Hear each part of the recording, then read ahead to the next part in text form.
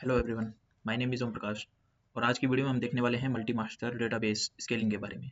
ठीक है, ये डेटाबेस स्केलिंग का थर्ड पार्ट है।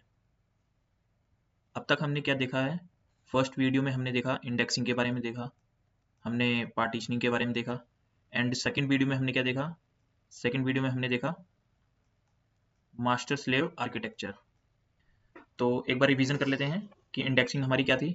इंडेक्सिंग में हम क्या कर रहे थे? बेसिकली इंडेक्स क्रिएट कर रहे थे फॉर अ पर्टिकुलर कॉलम से। क्या होता है? सर्चिंग फास्ट हो जाती है हमारी। ठीक है, इंडेक्स क्रिएट करने के बाद तो लेट्स से कि हमारे पास मल्टीपल कॉलम्स हैं, उसमें से किसी एक पर्टिकुलर कॉलम को हमने क्या कर दिया? इंडेक्स बना दिया जिस पे सबसे ज़्यादा सर्च हो रहे हैं, जिस कॉलम के बेस पे। एंड देन हमारा जो सर्चिंग है वो काफ़ी फास्ट हो गया उसकी वजह से, इंडेक्सिंग की वजह से क्विक लुकआउट हो जाता है। ठीक है, फिर हमने क्या देखा? पार्टीशनिंग देखा। पार्टीशनिंग में हम क्या कर रहे थे? एक बड़े से टेबल को छोटे छोटे टेबल्स में डिवाइड कर दे रहे थे। In small small tables we were dividing, और वो जो स्मॉल टेबल्स थे वो सेम सर्वर पे ही थे। ठीक है, एंड उसके बाद हमने क्या देखा? Master slave architecture. Master slave architecture में हमने ये देखा कि हमारे पास एक मास्टर होता है एंड हमारे पास मल्टीपल स्लेव्स होते हैं, स्लेव डीबीज। मास्टर डीबी हो गया ये हमारा, ये मास्टर डीबी, एंड ये सब क्या हो गया? Slave dB. तो इसमें मास्टर डीबी जो होता था, मास्टर डीबी में हमारे सारे राइट होते थे एंड स्लेव डीबी से हमारी रीड्स होती थी। एंड मास्टर डीबी में जैसे ही कोई राइट होता था वो एसिंक्रोनसली हर एक स्लेव डीबी में अपडेट कर देता था। ठीक है, जिसे रेप्लिकेशन भी बोलते हैं, रेप्लिकेट हो जा रही थी सारी डेटा। ठीक है, तो ये सब हमने देखा था एंड ये सब प्राइमरीली फोकस थे रीड हैवी ऑपरेशंस के लिए, क्योंकि रीड हैवी ऑपरेशंस में हम क्या कर रहे थे? सर्चिंग कर रहे थे, जिससे कि हमारा टाइम बच रहा था, लेटेंसी इंप्रूव हो रही थी। लो लेटेंसी, इसकी वजह से क्या हो रहा था? Low latency. ठीक है, लो लेटेंसी एंड पार्टीशनिंग की वजह से, स्मॉल स्मॉल टेबल होने की वजह से हमारा जो लुकआउट है वो भी काफ़ी फास्ट हो गया था, जिसकी वजह से हमारा लेटेंसी यहाँ पे भी कम हो गया था, which is a very good thing. ठीक है, हम चाहते हैं कि लेटेंसी हमारी डिक्रीज हो। एंड मास्टर स्लेव आर्किटेक्चर में हमने क्या देखा था? कि डेटाबेस को जो है हम सेपरेट कर दे रहे थे। राइट डेटाबेस को अलग कर दिया, जिसको हमने मास्टर नाम दे दिया, जो कि एक सिंगल होता था, सिंगल पॉइंट। एंड मल्टीपल हमारे पास होते थे स्लेव डेटाबेस, जिससे हम रीड परफॉर्म करते थे। तो राइट ऑपरेशन सारे मास्टर में जाता था एंड रीड ऑपरेशन स्लेव्स में जाते थे, जिसकी वजह से इसका थ्रूपुट जो है वो इंक्रीज हो गया। ओके, सो यहाँ तक हमने देखा था। तो इशू क्या आता है? हमने सिर्फ राइट हैवी ऑपरेशंस के बारे में देखा था। अब अगर हमारे डीबी पे रीड हैवी की जगह राइट हैवी ऑपरेशंस आने लगे तो ये हमारा सिस्टम जो है फेल कर जाएगा, क्योंकि ये जो हमने सेटअप या जो भी चीजें सीखी है अभी तक वो रीड हैवी ऑपरेशंस के लिए सीखी है। तो क्या हो अगर राइट हैवी ऑपरेशन हो? और क्या हो कि मल्टीपल रीजन से जो है हमारा मास्टर डीबी पे रिक्वेस्ट आने लगे। जैसे हमारे पास मल्टीपल रीजन्स हैं और हमारे पास एक ही मास्टर डीबी है, उस पे राइट होने लग जाएगा अलग अलग रीजन से, तो जो हमारा मास्टर डीबी है वो हैंडल नहीं कर पाएगा इतने सारे राइट्स को। तो इसको हम किस तरीके से हैंडल करेंगे? तो वही हम आज की वीडियो में देखने वाले हैं अपने मल्टी मास्टर डेटाबेस सेटअप में। तो अब हम देखते हैं कि वाई मास्टर स्लेव फेल्स। हमने जो मास्टर स्लेव आर्किटेक्चर पढ़ा था वो हमारा फेल क्यों हो जाता है? तो उसका सबसे पहला रीजन होता है कि हाई राइट लेटेंसी। इसका मतलब क्या हुआ कि जब भी कोई यूजर राइट कर रहा है हमारे मास्टर डीबी पे, तो उसमें जो है काफी ज्यादा लेटेंसी आ रही है।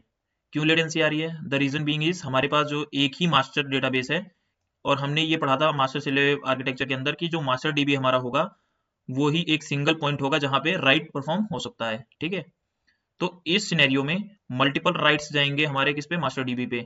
इसकी वजह से जो हमारा डीबी है वो काफी स्लो हो जाएगा और उसकी लेटेंसी जो है ऑटोमेटिकली ड्रॉप हो जाएगी। मास्टर सीपीयू सैचुरेशन, सीपीयू की यूजेस में काफी जंप आ जाएगा। क्यों? क्योंकि मल्टीपल रिक्वेस्ट एक साथ आ रहे हैं। सिंगल पॉइंट ऑफ फेलियर, क्योंकि हमारे पास एक ही मास्टर डेटाबेस है जिसपे हम राइट ऑपरेशन परफॉर्म कर सकते हैं। इन सम सिनेरियो अगर मास्टर डेटाबेस डाउन चला जाता है तो हमारी कोई भी राइट ऑपरेशन परफॉर्म नहीं हो पाएगी, जो कि एक सिंगल पॉइंट ऑफ फेलियर भी है। Limited right throughput. Throughput and latency के बारे में हमने अपने सेकंड लेक्चर में पढ़ा था। तो लेटेंसी क्या होती थी? कि क्लाइंट से जो भी रिक्वेस्ट गई सर्वर पे, उसको प्रोसेस हो करके रिटर्न जाने में कितना समय लगा, वो थी हमारी लेटेंसी। थ्रूपुट क्या था? जो हमारा सर्वर है, जो बैकएंड सिस्टम है, मशीन है, बैकएंड मशीन, वो एक बार में कितनी रिक्वेस्ट को हैंडल कर पा रही है। वो होता है हमारा थ्रूपुट। तो थ्रूपुट हाई होना चाहिए एंड लेटेंसी कम से कम होनी चाहिए। इसका मतलब है कि कंकरेंटली मल्टीपल रिक्वेस्ट हमारा जो सिस्टम है वो हैंडल कर सकता है। तो अब हम ये देखते हैं कि यहाँ पे जो है इन सब इश्यूज की वजह से जो है हम मास्टर स्लेव आर्किटेक्चर जो है यूज नहीं कर सकते राइट हैवी सिनेरियो। तो अब हम देखते हैं मल्टी मास्टर आर्किटेक्चर होता क्या है। मल्टी मास्टर के अंदर क्या होता है कि हमारा जो मास्टर डेटाबेस होता है, प्राइमरी डेटाबेस जिसे हम बोलते हैं, वो एक की जगह मल्टीपल होते हैं और हमारे जो रेप्लिकेट्स होते हैं राइट, वो सब पे हो जाते हैं। पहले हमारे पास मास्टर स्लेव आर्किटेक्चर के अंदर सिर्फ एक मास्टर डीबी था एंड हमारे मल्टी मास्टर के अंदर जैसे नाम में भी लिखा हुआ है मल्टी मास्टर, मास्टर हमारे कितने होंगे, मल्टीपल होंगे। यहाँ पे एग्जाम्पल के लिए 2 दिखाया हुआ है, और भी हो सकते हैं। तो इसके अंदर हमारे पास क्या है, एक मास्टर एंड 2 मास्टर एंड इसके मल्टीपल रेप्लिकाज हैं जिसे हम स्लेव डीबी भी बोलते हैं। ठीक है, अब क्या हो रहा है कि हमारे मास्टर पे राइट हो रहा है, लेट्स से मास्टर 1 पे राइट हुआ एंड मास्टर 2 पे राइट हुआ। तो जो राइट मास्टर 1 पे हुआ है वो राइट जो है सिंक हो जाएगा मास्टर 2 के साथ एंड मास्टर 2 का राइट सिंक हो जाएगा मास्टर 1 के साथ। एंड इसी तरीके से ये मास्टर जिन जिन नोड से कनेक्टेड होंगे, जिन जिन स्लेव डीबी से कनेक्टेड होंगे, उनमें जो है वो चेंजेस सिंक हो जाएगा, रेप्लिकेट हो जाएगा। ठीक है, तो यहाँ पे हम इसको बोलते हैं मल्टी मास्टर रेप्लिकेशन, क्योंकि 2 मास्टर के बीच में रेप्लिकेशन हो रहा है एंड मास्टर रेप्लिका रेप्लिकेशन। तो मास्टर और रेप्लिका जो इसकी कॉपी है जिसे हम स्लेव बोलते हैं, उनके बीच क्या हो रहा है, रेप्लिकेशन। रेप्लिकेशन मतलब डेटा का आदान प्रदान, जिसकी वजह से डेटा जो है सिंक में आ जाता है। ठीक है, ऑल नोड्स यहाँ पे जो है हमारे जितने भी मास्टर नोड्स हो गए हमारे, सबके पास कैपेबिलिटी रहती है रीड की एंड साथ ही साथ राइट की कैपेबिलिटी भी रहती है। तो यहाँ पे कोई भी चेंजेस आता है मास्टर 1 के अंदर या मास्टर 2 के अंदर, वो सारे के सारे चेंजेस क्या होंगे, रेप्लिकेट हो जाएंगे एक दूसरे के अंदर, और इसी से ही हम रीड भी कर सकते हैं। एक बार डिफरेंस देख लेते हैं मास्टर स्लेव रेप्लिकेशन के अंदर एंड मल्टी मास्टर रेप्लिकेशन के अंदर। तो मास्टर स्लेव आर्किटेक्चर के अंदर हमारे पास क्या रहता था, एक मास्टर डीबी रहता था एंड मल्टीपल स्लेव डीबी रहते थे। ठीक है, एंड कोई भी राइट ऑपरेशन मल्टीपल पे मास्टर डीबी पे होता था तो वो सबका सब सिंक हो जाता था डीबी के साथ, हमारे स्लेव डीबी के साथ। पर जितनी भी राइट रिक्वेस्ट आती थी वो सिर्फ मास्टर पे जाएगी। एंड हमारे मल्टी मास्टर एप्लीकेशन में क्या होता है कि किसी भी नोड पे, किसी भी डीबी पे हमारा राइट ऑपरेशन जा सकता है, नॉट अ पर्टिकुलर डीबी। इसकी वजह से क्या हुआ, अगर हमारा कोई एक पर्टिकुलर डीबी डाउन भी होता है तो हमारे मल्टीपल जो डीबीज हैं वो अप रहेंगे एंड वो हमारे हमारे रिक्वेस्ट को फुलफिल कर पाएंगे। ओके, तो जैसे कि हम यहाँ पे देख सकते हैं, इसमें दिखा भी रखा है राइट ऑपरेशंस के अंदर हमारी ये जितनी भी है रेड लाइन से राइट ऑपरेशन हो रही है and read operation blue line से दिखा रखा है। अगर हम इसमें देखें तो right and read same dB से हो रहा है, सेम यहाँ पर भी हो रहा है एंड सेम यहाँ पर भी हो रहा है। तो ये हमारे जो जितने भी नोड ए बी सी ये सब क्या है, हमारे मास्टर नोड्स हैं एंड इसी से रीड भी हो रहा है राइट भी हो रहा है। अगर इसके बीच में कोई लेट्स से कि नोड 1 जो है हमारा, नोड ए पे हमारा कोई भी चेंजेस आता है तो वो रेप्लिकेट हो जाएगा अदर डीबीज के अंदर भी। नोड ए से नोड बी में चेंज किया, नोड बी से नोड सी में चला जाएगा, नोड सी से नोड डी में। तो सब डीबी आपस में कनेक्टेड रहते हैं, जिससे कि अगर किसी भी डीबी के अंदर चेंजेस आता है तो वो बाकी डीबीज को सिंक कर देता है। एंड ये भी जितना भी डेटा का रेप्लिकेशन होता है वो एसिंक्रोनस होता है। ओके, एसिंक्रोनस का मतलब एक साथ में नहीं, ये चला जाता है क्यू के अंदर और 1 बाय 1 जितने भी चेंजेस होते हैं वो बाकी सब में अपडेट हो जाते हैं। तो आपको डिले देखने को मिलेगा इसके अंदर। अब हम देखते हैं कि राइट ऑपरेशन जो है मल्टीपल मास्टर आर्किटेक्चर के अंदर किस तरीके से होता है। तो स्टेप 1 हमारा क्या रहता है कि user rights to the nearest master. जो भी नियरेस्ट मास्टर होगा यूजर के, let's say user is sitting in this region and making some changes. So ये चेंजेस कहाँ जाएंगे, नोड ए के अंदर। एंड देन उसके बाद क्या होगा, मास्टर कमिट्स लोकली। जो ये मास्टर है हमारा डीबी, ये क्या करेगा, वो चेंजेस को लोकली कमिट कर देगा, कंफर्म कर देगा ये चेंजेस। एंड देन उसके बाद नेक्स्ट स्टेप में क्या होगा, change is replicated to other master. तो उसके नेक्स्ट स्टेप में क्या होगा, जो भी चेंज नोड ए में हुआ है वो चेंजेस बाकी मास्टर्स में क्या हो जाएंगे, रेप्लिकेट हो जाएंगे। And other master apply the right. जितने भी राइट जो भी चेंजेस आए हैं किसी एक मास्टर में, वो दूसरे मास्टर में जो भी रेप्लिकेट हुआ है वो सब के सब चेंजेस अदर डीबीज के अंदर भी अप्लाई हो जाएंगे। ठीक है, तो अगर हम देखें तो इन स्टेप्स से हम अपने मल्टी मास्टर के अंदर चेंजेस करते हैं। इंपॉर्टेंट पॉइंट यहाँ पे ये है कि रेप्लिकेशन जो होता है वो एसिंक्रोनस होता है, जैसे मैंने बताया। एसिंक्रोनस का मतलब इमीडिएटली नहीं होता है, कुछ समय के बाद रिफ्लेक्ट होता है। And temporary inconsistency exist because of asynchronous behaviour. Asynchronous का मतलब क्या हुआ कि कुछ समय बाद जाकर के अपडेट होगा, और कुछ समय बाद अगर अपडेट होगा तो कुछ समय के लिए इनकंसिस्टेंसी आ सकती है। जैसे कि हमारे पास मास्टर नोड 1 था, एंड देन मास्टर नोड 2 है, मास्टर नोड 3 है। मास्टर नोड 1 में चेंज हुआ है, तो मास्टर नोड 2 एंड 3 में कुछ समय के लिए डेटा इनकंसिस्टेंसी रहेगी, बिकॉज कि ये चेंजेस जो है लोकली कमिट हुआ है, एंड ये एसिंक्रोनसली इन दोनों में अपडेट होगा। और जब तक इन दोनों में अपडेट होगा, उससे पहले तक इसके अंदर जो है वो डेटा प्रेजेंट नहीं रहेगा। एंड उस समय अगर कोई रीड इन डीबी से होता है तो उस समय के लिए वो डेटा जो है स्टेल डेटा मिलेगा, इनकरेक्ट डेटा मिलेगा। तो यहाँ पे नोट करने वाली बात क्या है, each reason rights locally and sinks globally. तो हर एक रीजन में जो है राइट होता है वो लोकली होता है, एंड वापस से जब वो एसिंक्रोनस प्रोसेस के थ्रू ग्लोबली क्या करता है, सिंक कर देता है। जैसे ये मैंने बताया, यहाँ पे मास्टर 1, मास्टर 2 एंड मास्टर 3 है, ये अलग अलग रीजन में है, और यहाँ पे कोई चेंजेस होता है देन ये चेंजेस बाकी जगह पे रिफ्लेक्ट कर जाएंगे एसिंक्रोनसली। जैसा कि हमने ऊपर में देखा कि मास्टर, हमारे पास क्या है, मल्टीपल मास्टर्स हैं, एंड मल्टीपल मास्टर्स होने की वजह से हमारे पास एक इश्यू आता है कि लेट्स से किसी यूजर ने यहाँ इस मास्टर डीबी पे अपडेट किया, and the same user updates in this master dB in the different location. तो जो भी अपडेट मास्टर 1 में होगा एंड मास्टर 2, 3 एंड 4, तो मास्टर 1 में जो भी चेंजेस हुए एंड मास्टर 4 में जो चेंजेस हुए, इनमें इनकंसिस्टेंसी आ सकती है बिकॉज ऑफ कॉन्फ्लिक्ट। अगर हम देखें तो कॉन्फ्लिक्ट आता ही क्यों है कि same user update the profile in India, let's say कि इंडिया लोकेशन में जो है यूजर ने डेटा कुछ अपडेट किया, एंड सेम यूजर ने अपनी प्रोफाइल यूएस लोकेशन में अपडेट करी है। तो उस केस में क्या होगा, बोथ राइट, दोनों जो है राइट्स जो होंगे वो कंप्लीट तो हो जाएंगे, क्योंकि ये इस डीबी पे आया है लोकली कमिट हो जाएगा, इस डीबी पे आया है ये लोकली कमिट हो जाएगा। बट इसके बाद जब रेप्लिकेशन का टाइम आएगा, तो यहाँ पे क्या होगा, ये और ये डेटा जो है जब कम्युनिकेट करेंगे एक दूसरे से कि ये राइट ऑपरेशंस हैं, ये परफॉर्म करो, तो यहाँ पे कॉन्फ्लिक्ट आएगा। लेट्स से कि नेम अपडेट किया है, तो नेम इसने यहाँ पे ए कर दिया है, एंड नेम इसने बी कर दिया है। हमारे पास नेम इनिशियली क्या था, लेट्स से सी था, तो अब यहाँ पे ए रखा जाएगा कि बी रखा जाएगा। इस सिनेरियो में हमारे पास क्या आता है, कॉन्फ्लिक्ट आ जाता है। ठीक है, कि ए रखना है या फिर बी रखना है। और ऐसा क्यों हुआ, क्योंकि हमारे पास जो मल्टीपल मास्टर्स हैं सबके पास राइट की कैपेबिलिटी है। पहले हमारे मास्टर स्लेव आर्किटेक्चर के अंदर क्या था, सिर्फ एक मास्टर था, जिसकी वजह से कॉन्फ्लिक्ट नहीं होता था। बट यहाँ पे राइट कॉन्फ्लिक्ट होता है। इसी को हम क्या बोलते हैं, राइट कॉन्फ्लिक्ट। जब दो डिफरेंट वैल्यूज हमारे पास हो जाती हैं किसी एक पर्टिकुलर डेटा के लिए, इसी को हम क्या बोलते हैं, राइट कॉन्फ्लिक्ट। अब हम कुछ सिनेरियोज देख लेते हैं राइट कॉन्फ्लिक्ट किस किस तरीके की होती हैं। अब हम कुछ सिनेरियोज देख लेते हैं कि कॉन्फ्लिक्ट कितनी तरीके के होते हैं। अपडेट अपडेट कॉन्फ्लिक्ट के अंदर क्या रहेगा कि दो मास्टर जो है हमारे अपडेट कर रहे हैं सेम रो को। तो अगर हम यहाँ पे देखें, हमारा यूजर नेम यहाँ पे ओम है, यहाँ पे यूजर नेम प्रकाश हो गया है, तो दोनों मास्टर डीबी के अंदर हमारे क्या हुए, राइट जो है सक्सेसफुल हो गए। एंड इस केस में अपडेट नेम हुआ है, एंड अपडेट नेम की वजह से नेम दोनों क्या है, डिफरेंट डिफरेंट है, एंड यहाँ पे कॉन्फ्लिक्ट आएगा बिकॉज ऑफ दिस। क्या हो रहा है, यहाँ पे अपडेट हो रहा है, यहाँ पे यूजर नेम ऑलरेडी हमारे डीबी के अंदर है। मास्टर 1 एंड मास्टर 2 में दोनों अलग अलग रीजन के अंदर क्या हुआ है, अपडेट परफॉर्म हुआ है सेम यूजर नेम के रिस्पेक्ट में। तो यहाँ पे क्या होगा, कॉन्फ्लिक्ट आ जाएगा।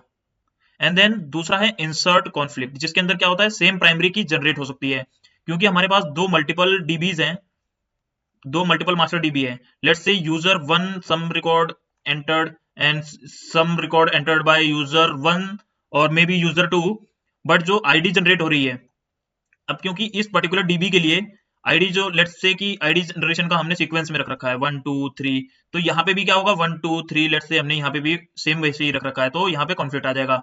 लेट्स से कि हमने क्या कर रखा है कि अगर हमने यूयू आईडी भी यूज कर रखा है, तो उस केसेस में डुप्लीकेट हो सकता है। यूयू आईडी इस पूरे डीबी के अंदर तो लेट्स से यूनिक है, बट इसके अंदर भी यूनिक है, बट वो जो यूनिक आईडीज हैं वो यहाँ पे तो मैच कर ही सकती है ना इस दूसरे डीबी से। इसके अंदर तो यूनिक है, बट वो मैच कर सकता है दूसरे डीबी के यूनिक आईडी से, क्योंकि यहाँ पे भी सेम जनरेट हो रहा है। एबीसी लेट्स से कि एबीसी यहाँ पे जनरेट हो गया, एंड एबीसी इस पूरे डीबी के अंदर क्या है, यूनिक है, बट इस सेम मास्टर डीबी के अंदर क्या हुआ, दूसरे मास्टर डीबी के अंदर एबीसी यहाँ पे भी जनरेट हो गया। तो यहाँ पे जब एक दूसरे के अंदर राइट परफॉर्म करेंगे, तो यहाँ पे क्या होगा, जो यूनिक की है उसमें क्या आ जाएगा, कॉन्फ्लिक्ट आ जाएगा बिकॉज ऑफ सेम प्राइमरी की। ओके, एंड हमारे पास एक डिलीट अपडेट कॉन्फ्लिक्ट भी होता है कि मास्टर 1 जो है हमारा लेट्स से ये डिलीट कर रहा है यूजर नेम को, एंड मास्टर 2 जो है वो क्या कर रहा है, अपडेट कर रहा है यूजर नेम को। इस केस में किसकी मानी जाएगी, क्या ये डिलीट हो जाएगा रिकॉर्ड या फिर ये अपडेट होगा सिर्फ रिकॉर्ड। तो हमारी कॉन्फ्लिक्ट आई थी, उसका रिजोल्यूशन हम कैसे करेंगे। तो कॉन्फ्लिक्ट के रिजोल्यूशन के भी कई तरीके हमारे पास, मल्टीपल स्ट्रेटजीज है। तो अगर हम पहली स्ट्रेटजी की बात करें तो लास्ट राइट विंस। इसके अंदर ये क्या कहता है कि सबसे आखिरी में जिसने राइट परफॉर्म किया है डीबी के अंदर उसे ही हम कंसिडर करेंगे। लेट्स से हमारे पास मास्टर 1 है एंड हमारे पास क्या है, मास्टर 2 है। ये दोनों हमारे पास क्या है, डीबी है। ये हमारे पास डीबी 1 है एंड ये हमारा जो है डीबी 2 हो गया। एंड यहाँ पे हमारा, हम एक चीज और ले लेते हैं, यहाँ पे यूजर नेम ले लेते हैं, user name let's say Om, and same हम कर लेते हैं यूजर नेम। देखते हैं कि कॉन्फ्लिक्ट रेजोल्यूशन की स्ट्रेटजीज क्या क्या है। तो सबसे पहली स्ट्रेटजी हमारे पास है कि लास्ट राइट विंस। जो सबसे आखिरी में राइट करेगा डीबी के ऊपर वो ही राइट ऑपरेशन कंसिडर किया जाएगा। सो फॉर एग्जांपल हमारे पास दो डीबी हैं, डीबी 1 एंड डीबी 2। ये सब हमारी क्या है, मास्टर डीबी है। एंड इस पे कोई भी राइट ऑपरेशन हुआ, सेम यूजर ने राइट ऑपरेशन परफॉर्म करा, user name 1, user name changes करा, एंड टाइम था 12:00:01 एंड यूजर 2, सेम यूजर ने ही क्या करा, यूजर नेम अपडेट करा किसी दूसरे लोकेशन पे एंड प्रकाश कर दिया उसकी जगह यूजर नेम में, and the time was 12:00:02। Okay, तो अब यहाँ पे ये तो कॉन्फ्लिक्ट हो जाएगा। अगर यूजर नेम में देखा जाए, ये दोनों जब कम्युनिकेट करेंगे एक दूसरे को कि हमारा जो यूजर नेम है उसमें चेंजेस आए हैं उसको अपडेट कर लो, तो ये कहेगा यूजर नेम ओम कर दो, ये कहेगा प्रकाश कर दो। तो अब किसकी मानी जाएगी, तो यहाँ पे ये कहता है कि लास्ट राइट विन, जिसने सबसे आखिरी में लिखा है उसी की मानी जाएगी। तो ये चेक करेंगे टाइम स्टैम्प।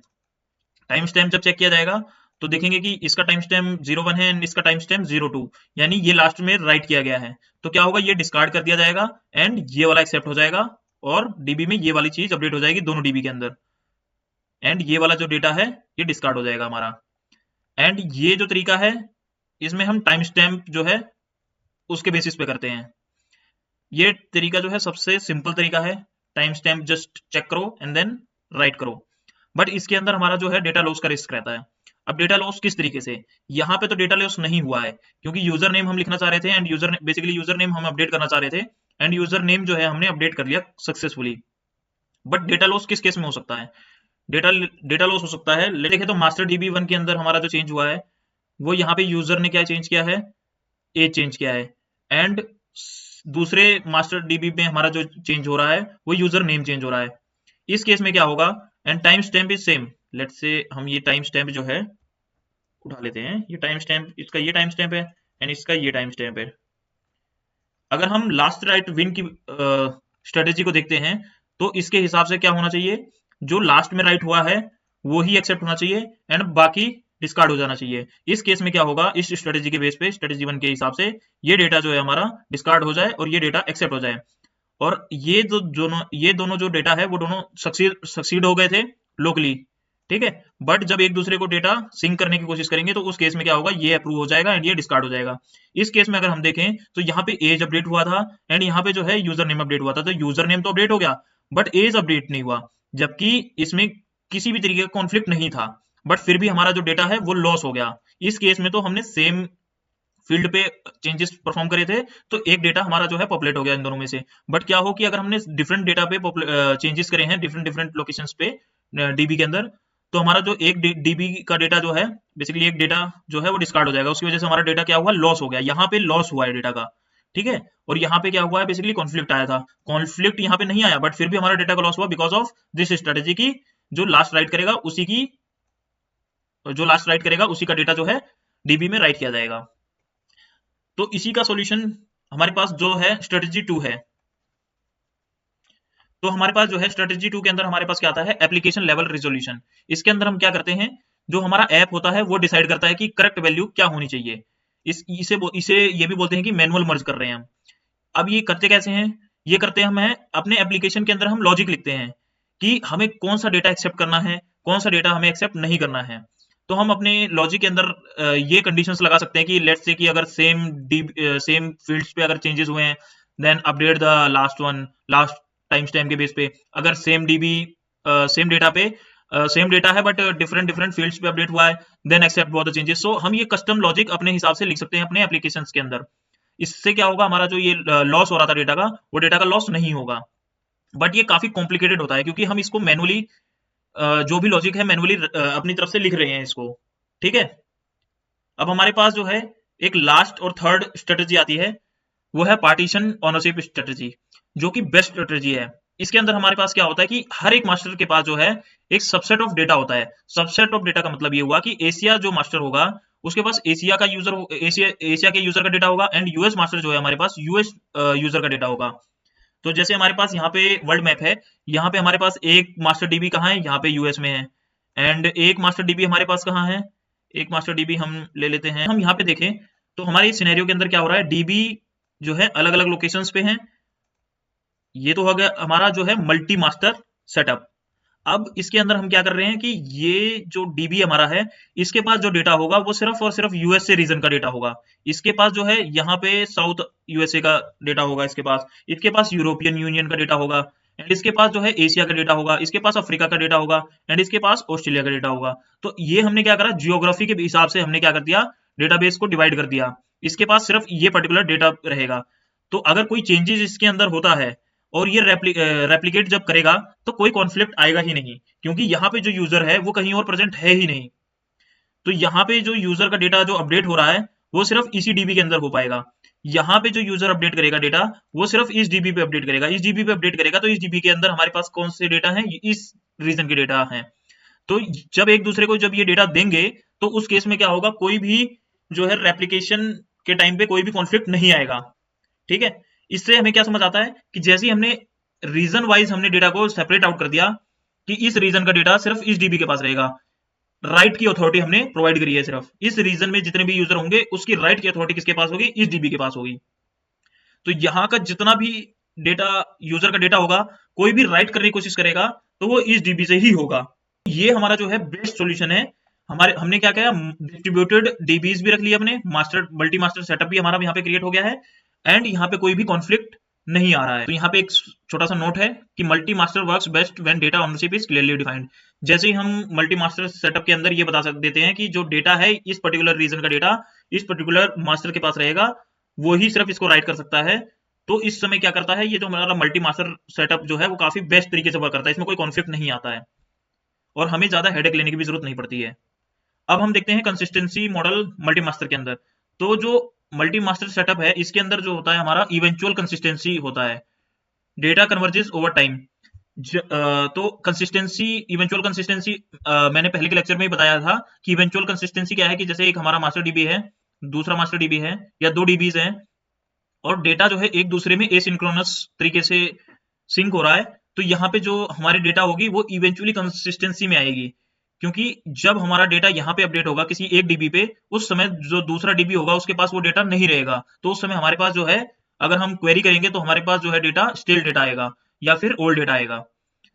और इवेंचुअली कुछ समय बाद जब ये सिंक हो जाएगा तब दोनों जगह क्वेरी करने पे सेम डेटा आपको मिलेगा। तो इसे ही बोलते हैं इवेंचुअल कंसिस्टेंसी, कि इवेंचुअली ये जो डेटा है वो कंसिस्टेंट हो जाएगा। और डेटा कन्वर्जेस ओवर टाइम का मतलब है कि कुछ समय बाद जो है, वही सेम मतलब है कि डेटा जो है एक जगह इकट्ठा हो जाएगा, कन्वर्ज हो जाएगा। मतलब हमारे हर एक डीबी के पास सेम डेटा होगा। यहाँ पे जो ट्रेड ऑफ हम करते हैं वो स्ट्रॉन्ग कंसिस्टेंसी की करते हैं over availability and low latency. इसका मतलब क्या हुआ कि यहाँ पे जो है हम अपना स्ट्रॉन्ग कंसिस्टेंसी उसको सेक्रीफाइस कर रहे हैं। सेक्रीफाइस कैसे कर रहे हैं, क्योंकि अगर हमारा कोई भी डेटा जो है अपडेट होगा किसी एक डीबी पे, किसी एक मास्टर पे, बाकी डीबी के पास हमारा जो है वो डेटा नहीं है। अगर हम इसे कंसिस्टेंट रखना चाहते हैं तो हमें सिस्टम को क्या करना पड़ेगा, डाउन करना पड़ेगा। क्योंकि अगर बाकी जगह रिक्वेस्ट आती है एंड वो डेटा जो है अभी सिर्फ एक डीबी के पास है, तो वो हमें स्टिल डेटा देगा, मतलब डिफरेंट डेटा देगा, करेक्ट डेटा हमें नहीं मिलेगा। तो अगर हमें करेक्ट डेटा चाहिए तो हमें डाउन करना पड़ेगा। बट हम क्या चाहते हैं कि हाई अवेलेबिलिटी चाहते हैं, तो हमने क्या करा, कंसिस्टेंसी के साथ जो है कॉम्प्रोमाइज कर लिया, और अवेलेबिलिटी के साथ हमें क्या मिल रहा है, लो लेटेंसी। लो लेटेंसी क्यों मिल रही है, अगर हम ऊपर वाले डायग्राम पे देखें तो इस रीजन का जो यूजर है अगर क्वेरी करेगा तो वो इस डीबी पे करेगा, एंड इस डीबी पे जैसे ही क्वेरी करेगा उसको रिक्वेस्ट का जो रिस्पॉन्स है वो काफी फास्ट मिलेगा। अगर यहाँ पे हमारे पास डीबी नहीं होता, यहाँ का यूजर रिक्वेस्ट करता किसी दूसरे रीजन पे एंड देन उसको ट्रेवल बैक करके आने में समय लगता, तो हमारे यहाँ पे लेटेंसी इंक्रीज होता। बट हमने यहाँ पे क्या कर रखा है, मल्टीपल रीजन में बहुत सारे अलग अलग मास्टर डीबीज को प्लेस कर रखा है। इसकी वजह से हमारी जो लेटेंसी है वो भी डिक्रीज हो गई है। इवेंचुअल जो कंसिस्टेंसी है वो हमें मिल रही है, स्ट्रॉन्ग कंसिस्टेंसी हमारी यहाँ पे लूज हुई है, क्योंकि यहाँ पे जैसी अपडेट होगा वो बाकी डीबीज के पास वो डेटा नहीं होगा। तो यहाँ पे जो है हमारी कंसिस्टेंसी तो जो है वो इवेंचुअल कंसिस्टेंसी है, बट जो हमारी जो लेटेंसी है वो काफी फास्ट हो गई है। एंड सेकंड थिंग हमारी जो हुई है, क्या हुई है, वो हमारी हुई है अवेलेबिलिटी। तो यहाँ पे कोई भी नोड या कोई भी डीबी जो है डाउन नहीं हो रहा है, हम उसको डाउन नहीं कर रहे हैं। ठीक है, अब हम देख लेते हैं कि हमें मल्टी मास्टर सेटअप कब यूज नहीं करना चाहिए। हमें तब यूज नहीं करना चाहिए जब हमारे पास हमें स्ट्रॉन्ग कंसिस्टेंसी की नीड हो, हमें बैंकिंग या पेमेंट रिलेटेड हम कोई भी ट्रांजेक्शन कर रहे हैं, अगर कोई भी पेमेंट या बैंकिंग रिलेटेड ट्रांजेक्शन कर रहे हैं, तो हमें उसी समय जो है हमारे पास जो डेटा है वो करेक्ट मिलना चाहिए। हमारा जो डेबिट हो रहा है 100 रुपए लेट से हमने ट्रांसफर किए किसी के दूसरे अकाउंट में, एंड इमीडिएटली हमें वो रिफ्लेक्ट होना चाहिए कि 100 रुपए यहाँ से डेबिट हो चुके हैं एंड दूसरे की अकाउंट में वो क्रेडिट हो चुका है। यहाँ पे हम कॉम्प्रोमाइज नहीं कर सकते हैं कंसिस्टेंसी के साथ। एंड हाई राइट कंटेंशन, बहुत ज्यादा हाई राइट हो रहा है, कॉम्प्लेक्स ट्रांजेक्शंस हैं, इन सब सिनेरियोज में जो है हमें मल्टी मास्टर सेटअप जो है वो यूज नहीं करना चाहिए। नोट है हमारे पास, multi master increases complexity and it is not suitable for all the system. तो जितना हो सके मल्टी मास्टर सेटअप को अवॉइड करो, ये सबसे लास्ट ऑप्शन होना चाहिए, क्योंकि मल्टी मास्टर सेटअप हर समय रिक्वायर्ड भी नहीं होता। अगर हम एक रियल वर्ल्ड का एग्जांपल लें तो सोशल नेटवर्किंग या मैसेजिंग या ग्लोबल सेस प्रोडक्ट्स के अंदर जो है हमारा मल्टी मास्टर सेटअप यूज होता है। क्यों यूज होता है? क्योंकि सोशल नेटवर्क के मामले में अगर हम एक एग्जांपल लेकर के देखें तो हमारे जैसे फेसबुक है, तो फेसबुक में डेटा जो है वो मिलियंस ऑफ रिकॉर्ड्स होते हैं। जो हमारा डेटाबेस का साइज है वो बहुत ज्यादा बढ़ जाता है, तो उस समय हमें क्या चाहिए होता है, मल्टीपल डेटाबेस चाहिए होते हैं। और हमें लेटेंसी जो हमारी होनी चाहिए वो काफी कम होनी चाहिए, क्योंकि हमारे जो डेटा है, यूजर्स हैं, वो डिफरेंट डिफरेंट लोकेशंस पे क्या कर रहे हैं, रिसाइड कर रहे हैं।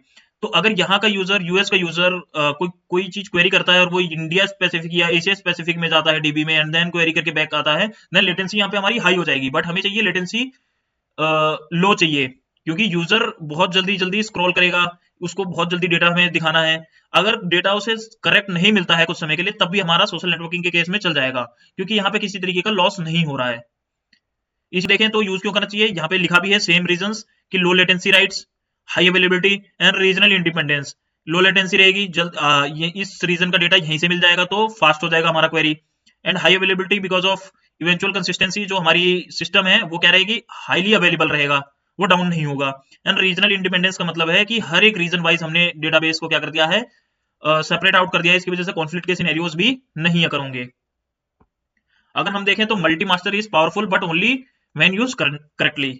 हर जगह इसको यूज नहीं करना है, जहां पे ये सुटेबल बैठता है सिर्फ हमें वहीं पे यूज करना है इसको।